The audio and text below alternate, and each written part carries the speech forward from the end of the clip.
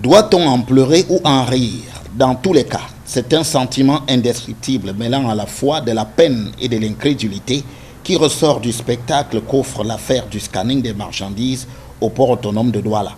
Le désaccord au sujet de qui devrait assurer le scanning des marchandises au sein de ce port entre la Société Générale de Surveillance SGS et Transatlantique SD étale au grand jour la cacophonie au sein du gouvernement d'une part. Au-delà, d'autre part, cette situation amène à s'interroger sur qui gouverne au Cameroun actuellement, loin de l'affirmation du président Paul Biya lors de son investiture, lequel indiquait que l'ordre régnera. C'est bel et bien de cet ordre dont il est question dans cette affaire.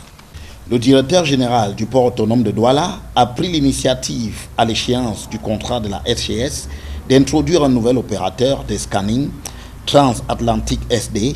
Le ministre des Finances s'y est opposé, expliquant qu'il ne revenait pas au port autonome de se substituer au gouvernement pour la signature de ce contrat.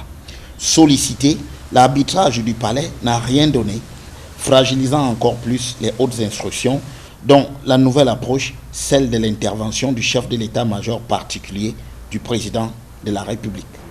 Aux dernières nouvelles, c'est le Premier ministre qui tient la dragée haute aux gens du palais dans cette affaire, en s'alignant sur la position des ministres des Transports et des Finances, à savoir que c'est la Société Générale SGS qui est habilitée à mener les opérations de scanning au port autonome de Douala.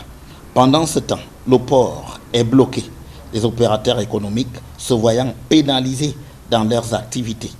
Et si les équipements de la SGS ont été finalement démontés mani militari, c'est la preuve de l'argument de la force et non de la force de l'argument. Il faut pourtant en faire le triste constat, il n'y a pas plus dévastatrice qu'une guerre fratricide, à l'instar de celle qui accourt actuellement entre les acteurs du pouvoir camerounais.